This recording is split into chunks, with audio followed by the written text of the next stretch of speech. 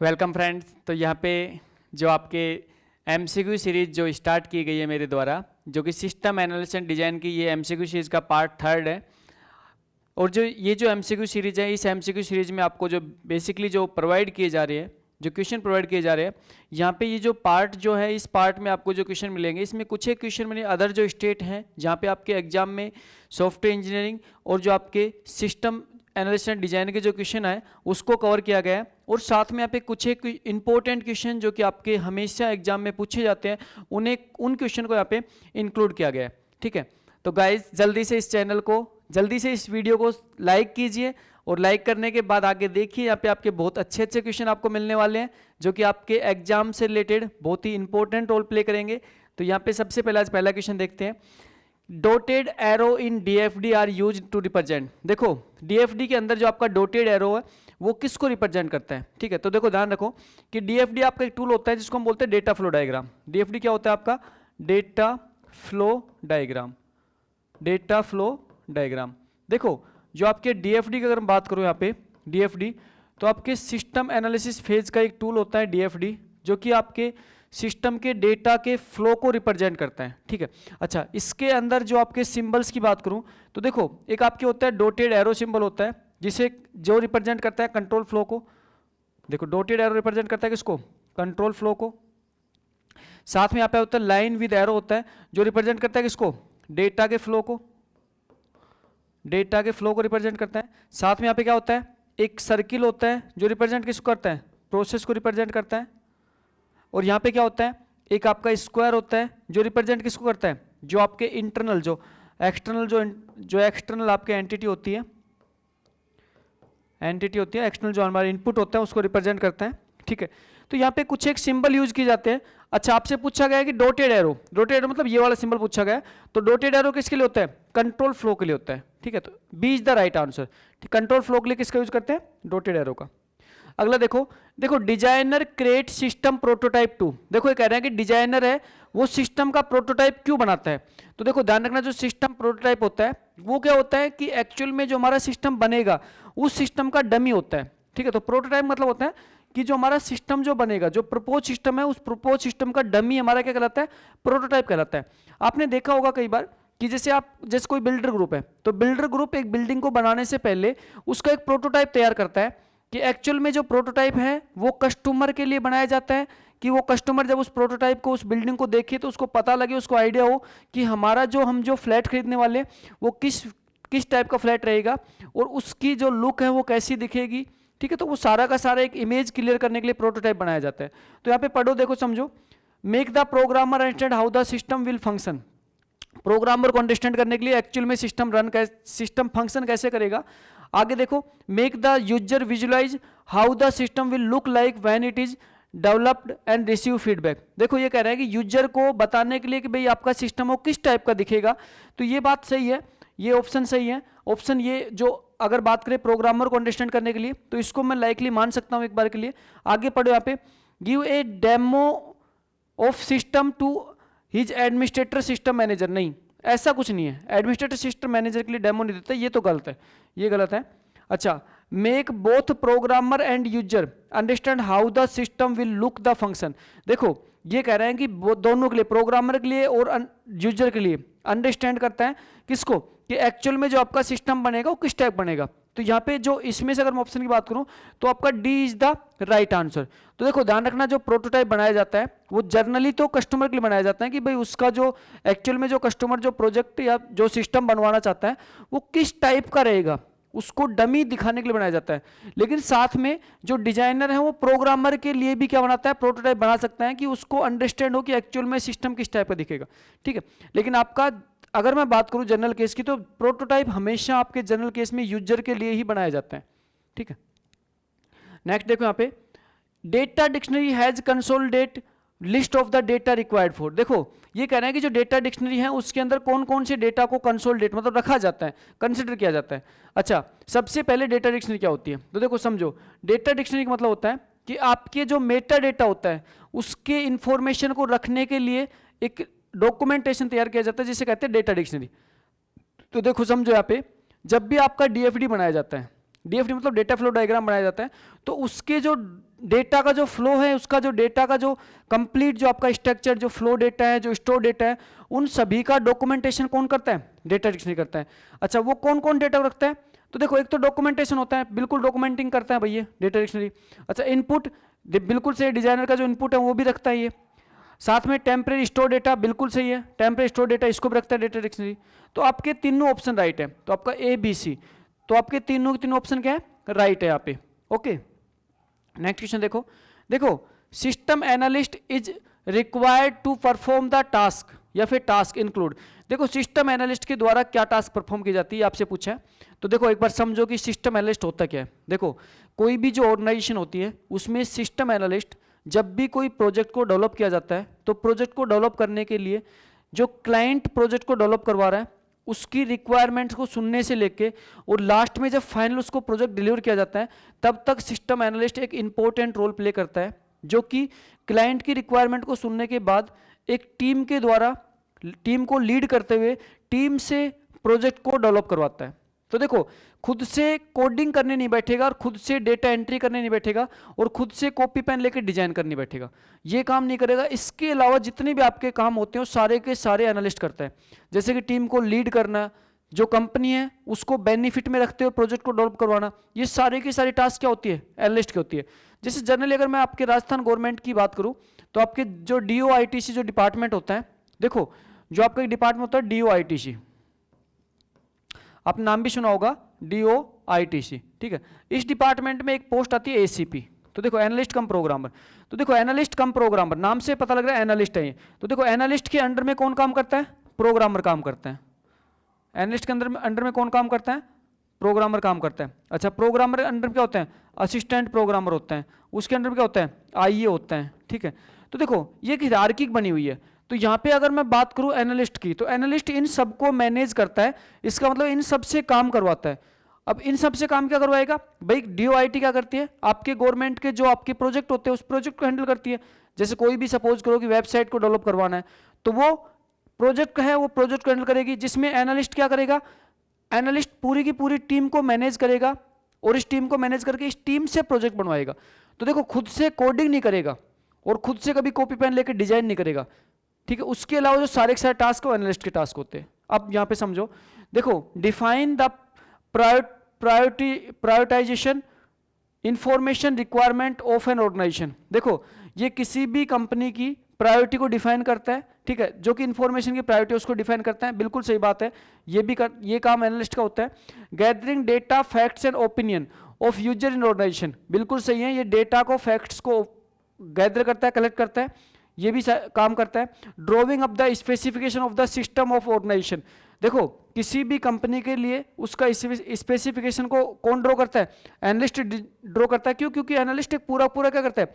कोई भी कंपनी होती है उसका पूरा हिरार्की का एनालिस्ट को ही पता रहता है, ठीक है, कि कितने हमारे रिसोर्स है, कितने रिसोर्स को यूज करते हुए प्रोजेक्ट को डेवलप कर सकते हैं, नहीं कर सकते, कितनी कॉस्ट लगेगी, ठीक है। अच्छा, design, coding and evaluating system. देखो, खुद से डिजाइन नहीं करता, ये बात गलत है। खुद से डिजाइन और कोडिंग नहीं करेगा, ये रॉन्ग है, ये बात गलत है। खुद से कभी भी एनालिस्ट डिजाइन और कोडिंग नहीं करने बैठता, ये आपके गलत है। तो ऑप्शन कौन सा हो जाएगा? 1 2 3। तो C is the right answer. Okay, C is the right answer. Next देखो यहां पे कह रहा है during the planning phase of software development life cycle the help to define the scope of the problem. देखो, यहां पे कह रहा है तो प्लानिंग फेज होता है, इसका मतलब है कि आपके जो सॉफ्टवेयर को डेवलप करते हैं, फिर सिस्टम को डेवलप करते हैं, SDLC मतलब सिस्टम है सॉफ्टवेयर, उसके अंदर प्लानिंग फेज में स्कोप को कौन डिफाइन करता है? स्कोप।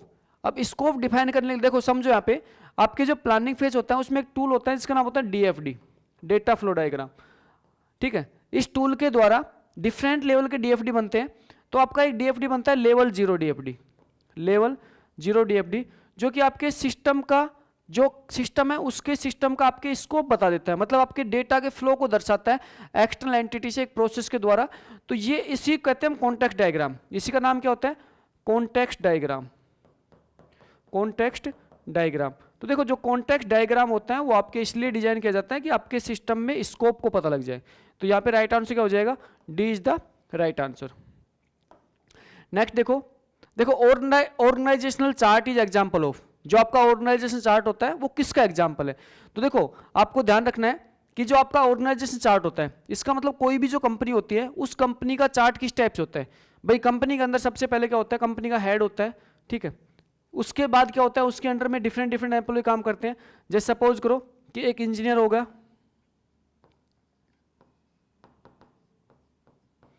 यहाँ पे एक मैनेजर हो गया, ठीक है। फिर हमारे क्या होते हैं, अगर मैं आप बात करूं तो हमारे जैसे वर्कर हो गए, ठीक। तो ये क्या होते हैं, हिरार्की होती है। इंजीनियर में डिफरेंट आगे आपके डिफरेंट डिफरेंट आपके मैनेजर में टाइप हो सकते हैं, वर्कर के टाइप हो सकते हैं, ठीक है। तो देखो ये आपका किसी भी ऑर्गेनाइजेशन का चार्ट होता है। अच्छा ये चार्ट आपका किस टाइप का चार्ट है, ये एक हिरार्किकल चार्ट है। ये किस टाइप का चार्ट बन रहा है, हिरार्किकल चार्ट बन रहा है। तो आपसे पूछा है कि ऑर्गेनाइजेशन चार्ट किसका एग्जाम्पल है, तो देखो ध्यान रखना आपका एक चार्ट होता है हिप्पो, जिसको बोलते हैं हिरार्किकल इनपुट आउटपुट प्रोसेस। देखो आपका होता है हिप्पो, हिप्पो मतलब होता है हिरार्किकल इनपुट प्रोसेस आउटपुट। तो देखो जो आपका हिप्पो जो चार्ट होता है वो आपका सेम इसी टाइप का चार्ट होता है, जिसमें क्या किया जाता है, आपके मॉड्यूल्स को सब मॉड्यूल्स में डिवाइड किया जाता है, ठीक है। जिसे हम स्ट्रक्चर, जिसके द्वारा हम क्या बनाते हैं, स्ट्रक्चर चार्ट बनाते हैं। देखो जो हिप्पो चार्ट है इसके द्वारा स्ट्रक्चर चार्ट बनता है, जो आपके डिजाइन फेज में काम आता है, डिजाइन फेज का टूल होता है। तो ये आपका क्या होता है, ये इसी टाइप का होता है, हिरार्किकल टाइप का होता है। तो हम कह सकते हैं कि जो आपका ऑर्गेनाइजेशन चार्ट है वो आपके किसका एग्जाम्पल है, हिप्पो का एग्जाम्पल है। तो राइट आंसर क्या हो जाएगा, बी हो जाएगा। नेक्स्ट देखो यहाँ पे, देखो what is the incorrect about DFD. देखो डीएफडी के बारे में आपसे इनकरेक्ट पूछा है, तो देखो समझो एक्चुअली डीएफडी क्या होती है। डीएफडी आपका होता है डेटा फ्लो डायग्राम। तो ये क्या करता है, ये आपके प्लानिंग फेज का एक टूल होता है जो कि आपके सिस्टम के डेटा के फ्लो को दर्शाता है।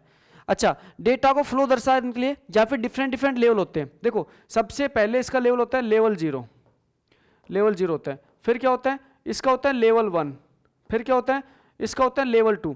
देखो जो डिफरेंट डिफरेंट लेवल होते हैं, इस लेवल के बेस्ड पे आपके क्या किया जाता है कि एक्चुअल में जो डेटा का फ्लो है वो अलग अलग तरीके से दर्शाया जाता है। जैसे लेवल 0 की बात करूं तो इसे हम कहते हैं कॉन्टेक्स्ट डायग्राम, जिसमें कि एक सिंगल प्रोसेस के द्वारा आपके जो एक्सटर्नल जो एंटिटी है उसके डेटा के फ्लो को दर्शाया जाता है। अच्छा उसके बाद लेवल 1 के अंदर आपके डेटाबेस को इंक्लूड किया जाता है और आपके प्रोसेस को सब प्रोसेस में डिवाइड किया जाता है।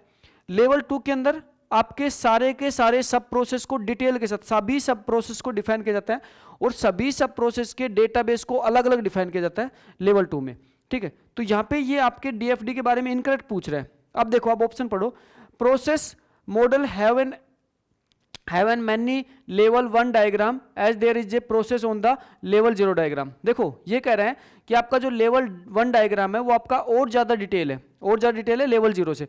तो लेवल 0 से लेवल 1 और ज़्यादा डिटेल है, ये बात बिल्कुल सही है, राइट आंसर है, ठीक है। इनकरेक्ट पूछ रहे हैं आपसे, तो ये तो आपका ऑप्शन सही है। अच्छा every process in the level 1 DFD would be decomposed into it own level 1 DFD. ये कह रहे हैं कि आपके जो लेवल 1 डीएफडी है उसी को डिकम्पोज मतलब उसी को फर्दर आगे डिवाइड किया जाता है लेवल 1 में ही नहीं। आपको ध्यान रखना है लेवल 1 का डीएफडी है वो आगे लेवल 2 में आपके फर्दर डिकम्पोज होगा, ठीक है। तो लेवल 1 का डीएफडी लेवल 1 में नहीं होता, लेवल 2 में होता है। तो ये आपका इनकरेक्ट हो जाएगा। तो इसका मतलब आपका ऑप्शन तो आपका बी क्या हो जाएगा, सही हो जाएगा। यहाँ पे इनकरेक्ट ही पूछा आपसे। आगे देखो आप एक बार नेक्स्ट ऑप्शन पढ़ लीजिए, the purpose of the level 0 DFD is the show all the major high level process. बिल्कुल सही बात है, लेवल 0 जो डीएफडी होता है जो कि क्या करता है आपके सारे के सारे हाई लेवल के प्रोसेस को बताता है, system and how they are interrelated. इसका मतलब है कि लेवल 0 जो डीएफडी है वो हाई लेवल आपके प्रोसेस मतलब एक प्रोसेस के द्वारा आपके सिस्टम का इंटरेक्शन बताता है। अच्छा level 1 DFD show the how level 0 DFD operate in greater detail. सही बात है कि लेवल 1 का जो डीएफडी है वो लेवल 0 के डीएफडी का थोड़ा सा डिटेल रूप बता देता है, ठीक है। तो ये ऑप्शन आपके ये भी सही है, आपका ये भी सही है। तो गलत ऑप्शन क्या है, बी इज द इनकरेक्ट। और आपसे इनकरेक्ट ही पूछा है तो ऑप्शन क्या हो जाएगा, बी आपका राइट ऑप्शन हो जाएगा ना। देखो data dictionary is usually developed, ये कह रहा है कि डेटा डिक्शनरी को कब डेवलप किया जाता है। तो देखो डेटा डिक्शनरी क्या होती है, आपके डेटा डिक्शनरी मेटा डेटा को इन्फॉर्मेशन को कलेक्ट करती है। अच्छा अब देखो अगर मैं बात करूं आपके एक फेज होता है प्लानिंग फेज। तो देखो प्लानिंग फेज के बाद जो आपका आता है एनालिसिस फेज। तो एनालिसिस फेज का आपका एक टूल होता है जिसको हम कहते हैं डीएफडी टूल। तो देखो एनालिसिस में आपका एक टूल बनता है डीएफडी टूल, ठीक है। अच्छा डीएफडी के द्वारा आपके जो सिस्टम होता है उसके डेटा के फ्लो को दर्शाया जाता है, ठीक है। अब डेटा के फ्लो को दर्शाने के लिए यहाँ पे जो डीएफडी का जो डॉक्यूमेंट्स रखता है, इसका मतलब डीएफडी के डेटा के फ्लो की जो इन्फॉर्मेशन रखता है, जो मेटा डेटा रखता है, उसको कहते हैं डेटा डिक्शनरी। तो डेटा डिक्शनरी को कब बनाया जाता है, तो आपको ध्यान रखना है जब भी आपका डीएफडी डेवलप किया जाता है, मतलब डेटा फ्लो डायग्राम, जब भी आपका डेटा फ्लो डायग्राम बनाया जाता है तो साथ में आप क्या मेंटेन करोगे, डीएफडी मेंटेन करोगे। तो डेटा फ्लो डायग्राम बनाने के साथ में आपका डीएफडी को मेंटेन किया जाता है। डीएफडी बनाने के साथ में आपके डेटा डिक्शनरी को मेंटेन किया जाता है, ये आपको ध्यान रखना है। अच्छा, अगला क्वेश्चन है वेरिफिकेशन इज, आपसे पूछ रहे हैं वेरिफिकेशन क्या होता है, ठीक है। तो देखो अगर मैं जनरली बात करूं वेरिफिकेशन की, ठीक है, तो देखो वेरिफिकेशन का मतलब होता है, वेरिफिकेशन एक प्रोसेस होता है जिसके द्वारा हम चेक करते हैं कि भाई जो हमारा सिस्टम एक्चुअल में जो डेवलप हो रहा है वो सही से डेवलप हो रहा है या नहीं हो रहा, ठीक है। इसका मतलब है कि जो सिस्टम को हमें डेवलप करना है उसके लिए हमने डॉक्यूमेंट्स तैयार किए हुए, ठीक है। उस डॉक्यूमेंट्स के बेस्ड में हमारा सिस्टम डेवलप होता है। तो हम चेक करते हैं कि हमारा जो ड्यूरिंग डेवलपमेंट के दौरान जो हमारा सिस्टम बन रहा है वो सही बन पा रहा है या नहीं बन पा रहा, इस चीज़ कहते हैं वेरिफिकेशन। देखो इस डायग्राम समझते हैं, देखो यहाँ पे एक डायग्राम समझते हैं इस चीज़ को। देखो यहाँ पे समझो, देखो यहाँ पे फेज की अगर बात करूँ तो देखो वेरिफिकेशन फेज का मतलब देखो समझो, यहाँ पे इस डायग्राम से इस चीज़ को समझो एक बार। देखो यहाँ पे वेरिफिकेशन का मतलब है कि यहाँ पे एक्चुअल में आपका सिस्टम डेवलप हो रहा है। देखो ये आपका सिस्टम डेवलप हो रहा है, इसका मतलब है कि आपके सिस्टम में सिस्टम एनालिसिस, डिजाइन और डेवलपमेंट के दौरान जो आपके सिस्टम के डॉक्यूमेंट्स होते हैं उस डॉक्यूमेंट्स को चेक करना और उसके अकॉर्डिंग आपके सिस्टम को डेवलप करवाना क्या कहलाता है, वेरिफिकेशन। इसका मतलब होता है did we build the product right, इसका मतलब है जो हम प्रोडक्ट जो बना रहे हैं वो प्रोडक्ट सही बन रहा है या नहीं बन रहा, ठीक है, उसके कहते हैं वेरिफिकेशन। और दूसरा होता है वैलिडेशन। वैलिडेशन मतलब होता है कि जो यूजर है जिसने प्रोजेक्ट बनवाया है, चाहे यूजर के अकॉर्डिंग प्रोजेक्ट बना है या नहीं बना है, ठीक है। अब देखो, अब यहाँ पे ऑप्शन पे आओ कि एक्चुअल में वेरिफिकेशन क्या है। तो देखो वेरिफिकेशन मतलब है कि हमने जो सिस्टम बनाया है, बना रहे हैं, वो सिस्टम सही से बन रहा है या नहीं बन रहा। इसका मतलब है check that we are building the system right, इसका मतलब है सही सिस्टम बना रहे हैं, ठीक है, building the right system right. तो देखो यहाँ पे आप क्या होता है, सिस्टम राइट और राइट सिस्टम। तो राइट सिस्टम मतलब होता है वैलिडेशन, इसका मतलब होता है वैलिडेशन। अच्छा, और सिस्टम राइट का मतलब होता है वेरिफिकेशन। अच्छा, यहाँ पे सबसे ज्यादा कंफ्यूजन होता है आपके जब एग्जाम में क्वेश्चन आता है, क्यों? क्योंकि यहाँ पे देखो इतना सा डिफरेंस है राइट सिस्टम और सिस्टम राइट। अब यहाँ पे राइट आगे, यहाँ पे राइट पीछे। तो पहला तो होता है सिस्टम राइट का मतलब होता है वैलिडेशन, और सिस्टम राइट, यहाँ पे देखो राइट सिस्टम मतलब वैलिडेशन और सिस्टम राइट का मतलब वेरिफिकेशन। अब आप याद कैसे रखोगे इसको, क्योंकि एग्जाम में आता है क्वेश्चन। अब एग्जाम में आने के बाद ये तो आप याद नहीं रख पाओगे इतना तो देखो यहाँ पे एक छोटी ट्रिक बताता हूँ आपको याद करने की। देखो इसको याद करने की ट्रिक समझो। देखो यहाँ पे ट्रिक ये है कि आपको चेक करना है कि दोनों में वी तो सेम है, दोनों का वी तो सेम है। अगला अल्फाबेट क्या है, यहाँ पे ए है, यहाँ पे क्या है आपके ई है। अब देखो अल्फाबेट में ए पहले आता है, ई पहले आता है, ए पहले आता है। अब ए पहले आता है इसका मतलब है कि आपको राइट को पहले रखना है, और ई बाद में आता है इसका मतलब राइट को बाद में रखना है, ठीक है। तो इस ट्रिक से आप इसको याद रखो, क्योंकि एग्जाम में क्वेश्चन भी आता है आपसे, ठीक है। तो ये आपको ट्रिक याद रखनी है, तो आप डायरेक्टली इसको रटो मत, एक छोटी ट्रिक याद रखो कि ई बाद में आता है, इसका मतलब राइट को बाद में रखना है, ठीक है। तो ये आपकी ट्रिक है। तो वेरिफिकेशन मतलब होता है जो प्रोजेक्ट जो बन रहा है, जो सिस्टम बन रहा है, उस बनने के दौरान उसे चेक करना है कि सही से बन रहा है नहीं बन रहा। ओके, अच्छा, ये कह रहा है इकोनॉमिकल फिजिबिलिटी। जो इकोनॉमिकल फिजिबिलिटी होती है वो सिस्टम वी मीन दैट। देखो जो इकोनॉमिकल फिजिबिलिटी होती है वो सिस्टम की क्यों की जाती है, ठीक है। तो देखो समझो इकोनॉमिकल फिजिबिलिटी का मतलब होता है कि जो भी हम सिस्टम बनाना चाहते हैं उस सिस्टम की ओवरऑल कॉस्ट कितनी होगी, ठीक है।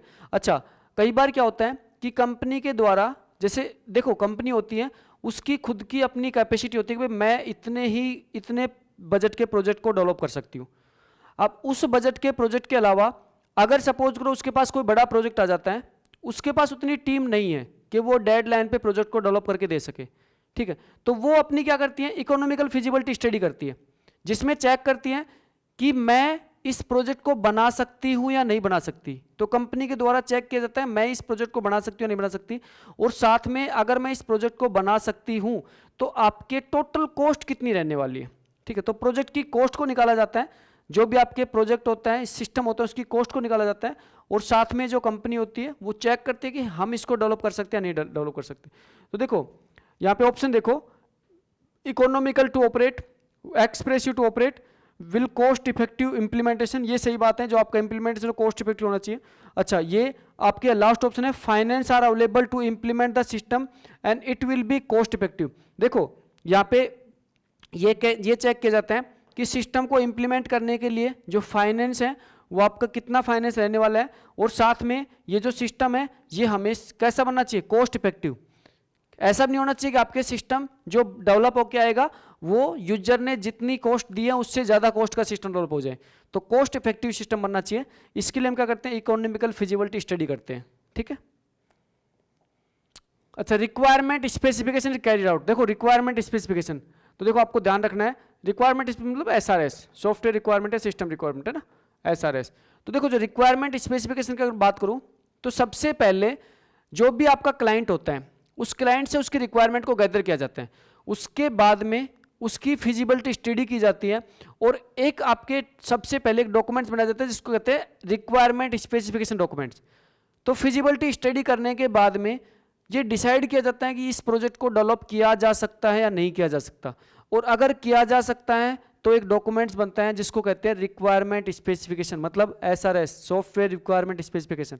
और ये पहला डॉक्यूमेंट्स होता है जो कि डेवलपर और क्लाइंट के बीच में लीगली साइन होता है। अब यहाँ पे ऑप्शन देखो, after requirement are determined, before requirement are determined, simultaneously the requirement determine, independent of requirement determine. ध्यान रखना है, जब भी आपका रिक्वायरमेंट स्पेसिफिकेशन बनेगा वो हमेशा रिक्वायरमेंट, जो आपकी रिक्वायरमेंट है उसको डिटरमाइन करने के बाद ही बनेगा, ठीक है।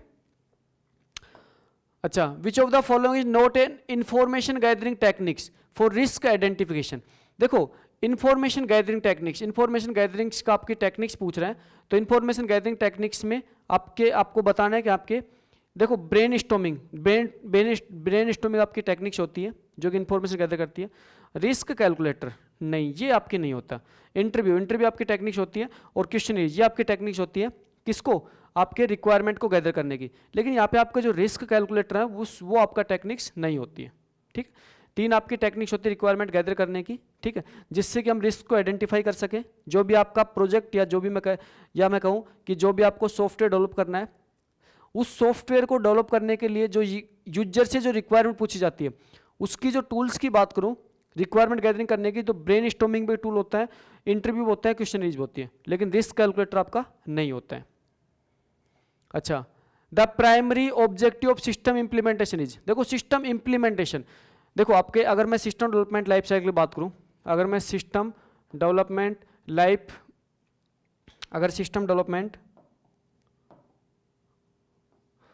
साइकिल की बात करूं तो देखो सबसे पहले आप क्या होते हैं, प्लानिंग होती है, सबसे पहले प्लानिंग होती है, ठीक है।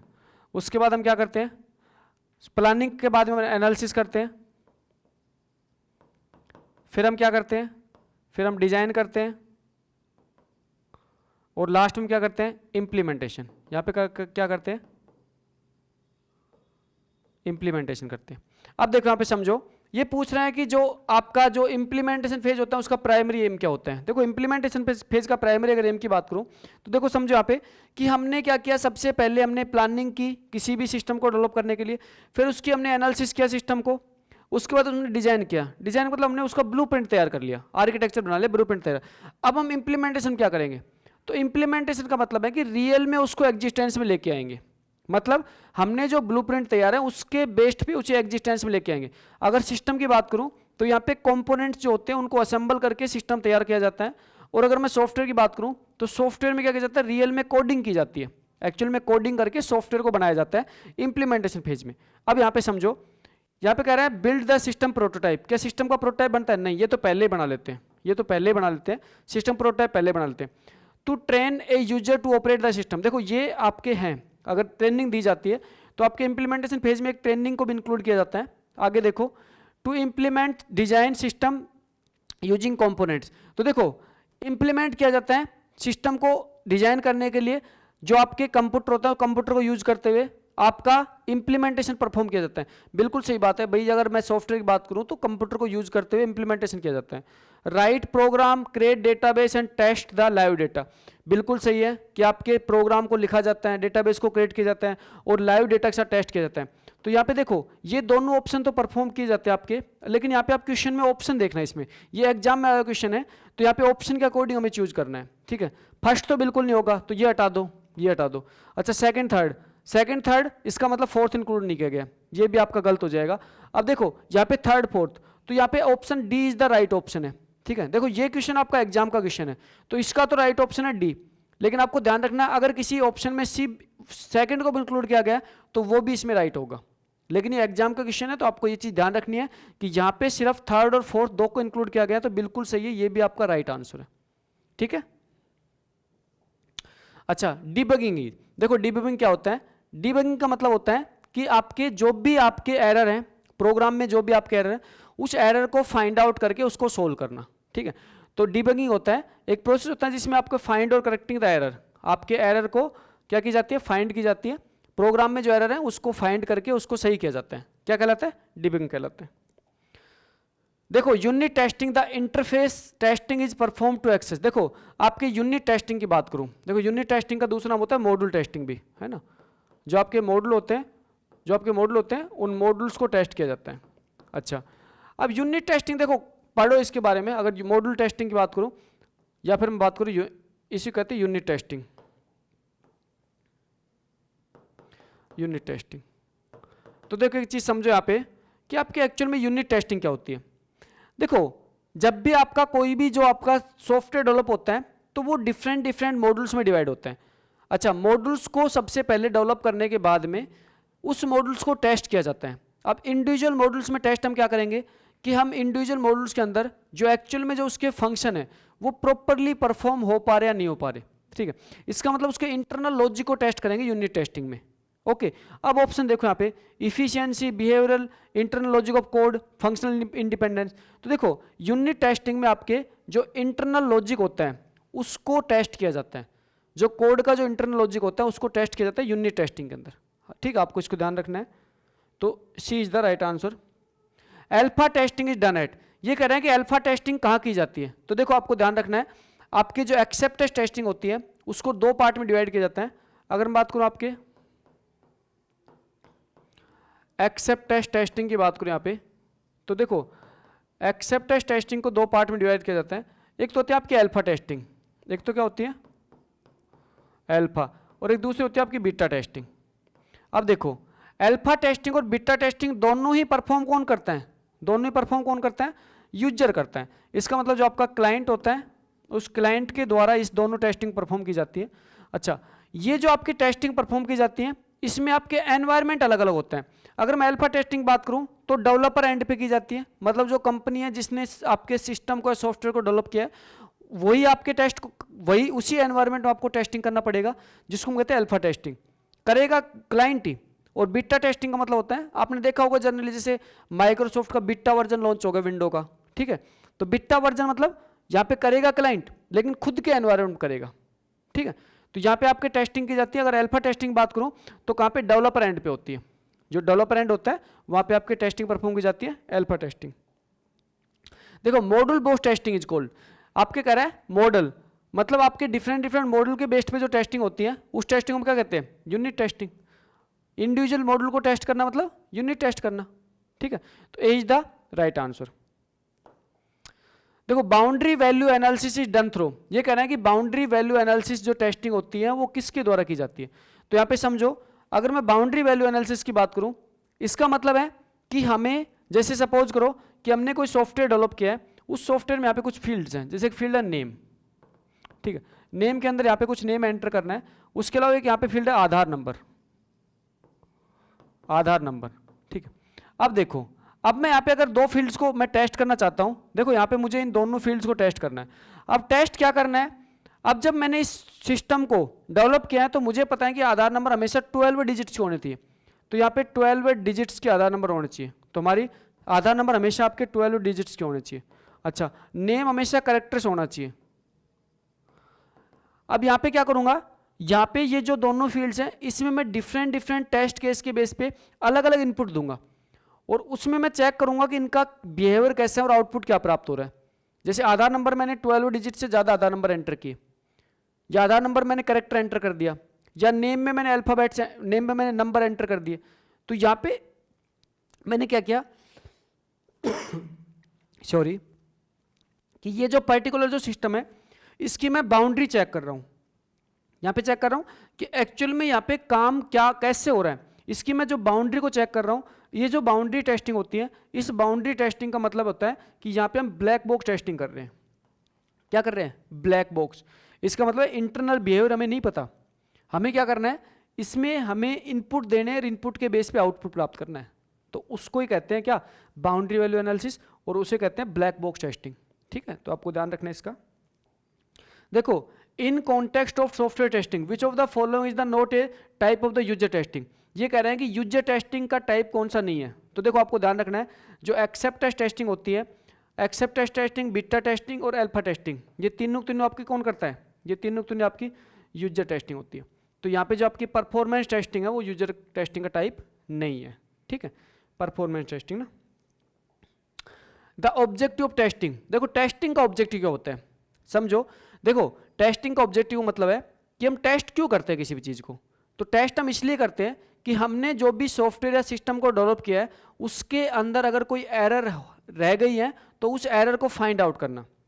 ठीक है, देखो जब भी किसी सॉफ्टवेयर या सिस्टम को डेवलप किया जाता है तो अपनी तरफ से कोई भी कंपनी हमेशा अच्छा डेवलप करती है, लेकिन फिर भी उसके अंदर कुछ कमी रह सकती है, तो उन कमियों को चेक करना ही टेस्टिंग कहलाता है। ठीक है, अब समझो यहाँ पे डीबगिंग तो प्रोसेस होता है जिसमें कि एरर को निकाल के और उसको करेक्ट करना होता है, उसके बाद टू अनकवर एरर। देखो टेस्टिंग का जो ऑब्जेक्टिव होता है, ऑब्जेक्टिव यही होता है कि हमारी जितनी भी अनकवर एरर है, मतलब जो एरर को हमने कवर नहीं कर पाया, उन सारी की सारी एरर को टेस्ट करने क्या कहलाती है, हमारी टेस्टिंग का क्या होता है? ऑब्जेक्टिव होता है। ठीक है, तो B is the right answer.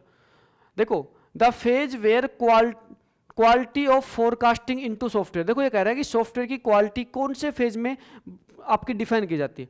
तो देखो अगर मैं बात करूं, एक नॉर्मल सा एग्जांपल लेता हूं कि जैसे कोई भी एक आपकी, अगर मैं एक आपकी कार की बात कर रहा हूं कि कार को क्या करना है, हमें डिजाइन करना है और कार को हमें क्या करना है, बनाना है। अब देखो जब कार को हम क्या करते हैं, अगर मैं सिस्टम डेवलपमेंट लाइफ साइकिल के हिसाब से चलूँ तो सबसे पहले हम जो भी हमें कार को एक्चुअल में जो कार को हमें लॉन्च करना है उसके लिए सबसे पहले उसकी प्लानिंग की जाती है, फिर उसकी एनालिसिस की जाती है, फिर उसकी डिजाइनिंग के लिए मतलब उसका सारा का सारा डॉक्यूमेंटेशन तैयार होता है और उसके बाद उसको इंप्लीमेंट किया जाता है, मतलब उसके डिफरेंट मॉड्यूल्स हैं उनको सबको असेंबल किया जाता है। ये सारा एक प्रोसेस होता है। लेकिन एक्चुअल में आपके जो क्वालिटी है वो कब डेवलप होगी? क्वालिटी तब डेवलप होगी जब उस कार को हम रियल में, उसकी परफॉर्मेंस को हम रियल में टेस्ट करेंगे और साथ हम देखेंगे कि ये कार कितनी सिक्योर है। तो उसके लिए क्या करेंगे? उसके लिए हम टेस्टिंग परफॉर्म करेंगे। तो आपकी जो भी आपका सिस्टम होता है, जो भी आपका सॉफ्टवेयर होता है, उसमें अगर क्वालिटी की बात करें तो क्वालिटी के लिए हमेशा क्या की जाती है? टेस्टिंग की जाती है। जैसे आपने देखा होगा ना कि कोई भी जो कार होती है उसकी एक रेटिंग आती है, तो रेटिंग का मतलब है कि वो कितनी सिक्योर है, इसका मतलब उसको टेस्ट किया गया है, टेस्ट करके चेक किया गया है कि ये कितनी सिक्योर है। तो यहाँ पे टेस्टिंग आपकी क्वालिटी को डिफाइन करता है, कार की क्वालिटी कैसी है, इसका मतलब है उसको टेस्ट करके उसकी रेटिंग मिली है। Black box testing is some time called, देखो ये कह रहा है ब्लैक बॉक्स टेस्टिंग आपकी क्या कहलाती है। ठीक है, तो आपको ध्यान रखना है ब्लैक बॉक्स टेस्टिंग का दूसरा नाम होता है बिहेवियरल टेस्टिंग। ठीक है, तो ब्लैक बॉक्स टेस्टिंग कहते हैं behavioural testing. Okay, the system testing fall with in the scope of, देखो ये कह रहा है सिस्टम टेस्टिंग है वो उसका स्कोप कौन सा है। तो यहाँ पे देखो आपकी टेस्टिंग दो टाइप की होती है, white box testing, black box testing. अब देखो समझो व्हाइट बॉक्स टेस्टिंग क्या होती है। व्हाइट बॉक्स टेस्टिंग का मतलब हो, जिस नाम से पता लगा व्हाइट, इसका मतलब है कि हमें किसी भी सिस्टम या सॉफ्टवेयर के इंटरनल स्ट्रक्चर के बारे में पता है कि उसका इंटरनल स्ट्रक्चर क्या है, उसके बाद हम उसे क्या कर रहे हैं? टेस्ट कर रहे हैं। तो वो तो हो गई आपकी व्हाइट बॉक्स टेस्टिंग। अच्छा, ब्लैक बॉक्स टेस्टिंग का मतलब है कि हमें उसके इंटरनल स्ट्रक्चर के बारे में नॉलेज नहीं है, हम क्या कर रहे हैं? उसे कुछ इनपुट दे रहे हैं और उसके बेस्ड पे कुछ आउटपुट प्राप्त कर रहे हैं। तो वो होती है हमारी ब्लैक बॉक्स टेस्टिंग। तो ये कह रहा है सिस्टम टेस्टिंग आपकी किस में आती है। तो देखो ध्यान रखना, सिस्टम टेस्टिंग का मतलब है, अगर मैं टेस्टिंग की बात करूं तो आपके टेस्टिंग स्टार्ट होती है यूनिट टेस्टिंग से लेके, सबसे पहले यूनिट टेस्टिंग। ठीक है, उसके बाद में आते हैं इंटीग्रेशन टेस्टिंग, फिर आती है उसके बाद में आपकी आती है सिस्टम टेस्टिंग।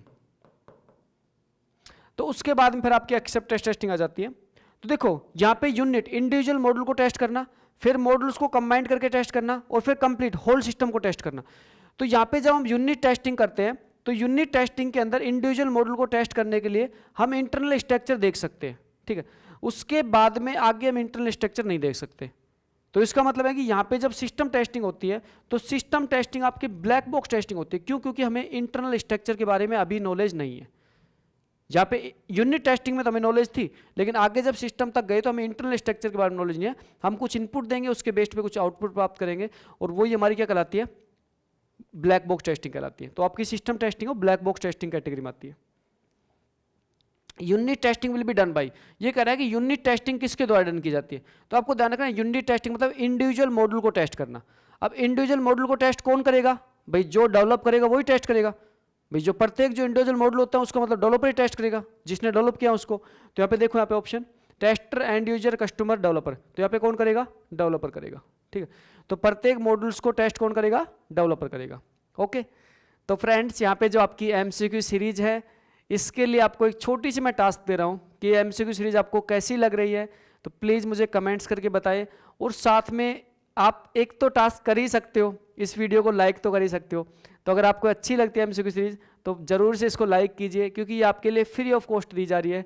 तो डेफिनेटली ये आपके एग्जाम पॉइंट ऑफ व्यू से बहुत इंपॉर्टेंट रहने वाली है, क्योंकि सारे के सारे जो क्वेश्चन है ये डायरेक्टली आपके एग्जाम पॉइंट ऑफ व्यू से आपके सारे के सारे कंसेप्ट पर बेस्ड क्वेश्चन है। तो अगर आप इस सारे के सारे एमसीक्यू सीरीज को आप देख रहे हो और आपके सारे के सारे क्वेश्चन सॉल्व हो रहे हैं, तो डेफिनेटली आप एग्जाम को क्रैक कर पाओगे, ठीक है। तो आपको एक छोटी सी टास्क ये है कि आपको इसको लाइक जरूर करना है और मुझे कमेंट्स करके बताना है। Okay, thank you so much. मिलते हैं नेक्स्ट एमसीक्यू सीरीज में। Okay, take care, bye bye.